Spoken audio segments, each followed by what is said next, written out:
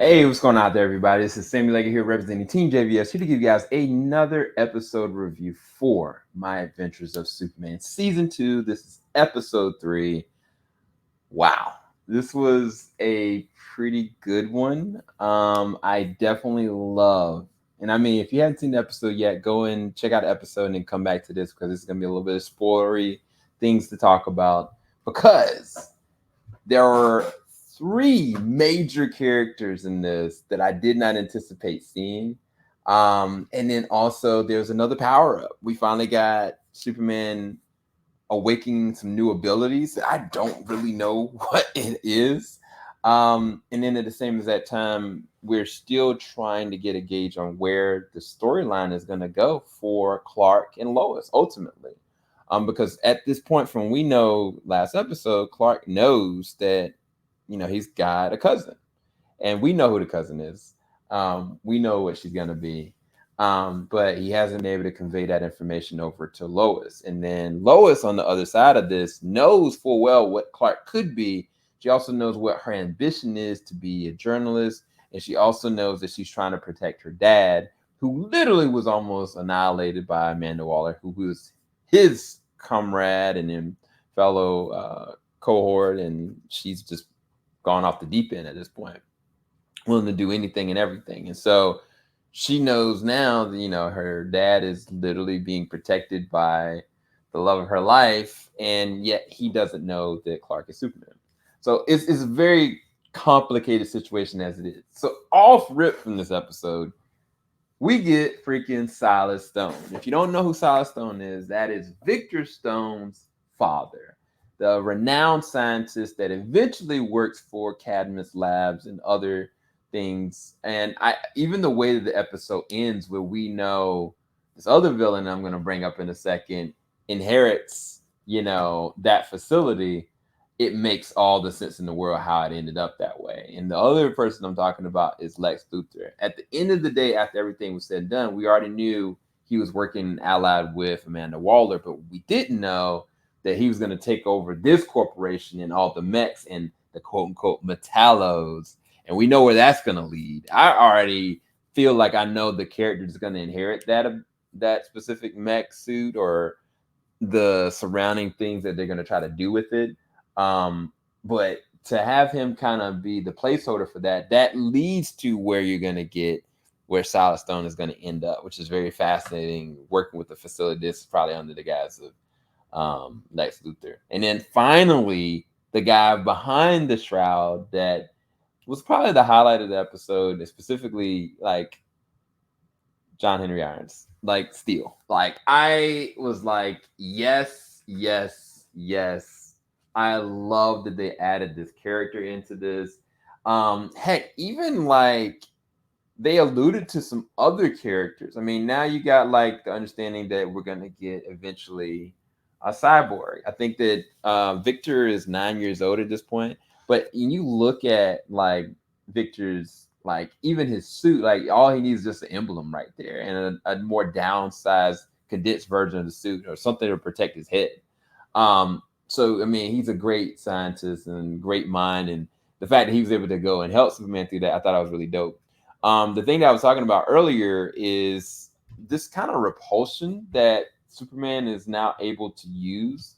We saw it in the trailer. We didn't understand what it was, and I don't know what it is either. One of the critiques that I had last episode was that he doesn't have any more awakened or latent abilities that we've seen, and this was the first time that it happened. The only critique that I have about that is it came out of nowhere. Like it was no context behind it. It wasn't an emotional reaction. Everything with the first season where he was kind of having these random moments, I felt like it was planned and it was done in a very specific way.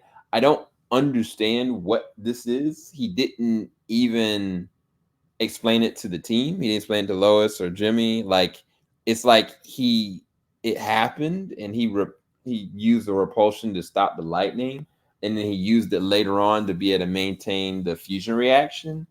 But it's kind of just like they didn't, to me, I don't feel like they gave enough time to be able to make that understood. And I think that it was kind of really rushed.